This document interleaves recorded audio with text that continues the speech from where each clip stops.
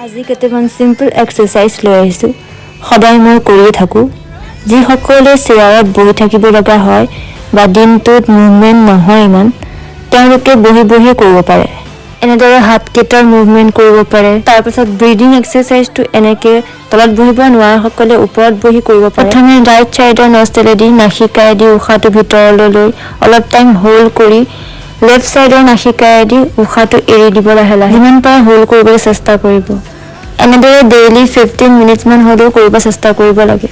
বহুত প্ৰব্লেম দূৰ হয় মই আগতে ডেইলি এক্সাৰসাইজ কৰিছিলোঁ বাট মাজত ধৰি অলপ কনচিষ্টেণ্টলি কৰা হোৱা নাছিল অলপ ষ্টপ হৈ গৈছিলে বাট নাও আকৌ ষ্টাৰ্ট কৰিছোঁ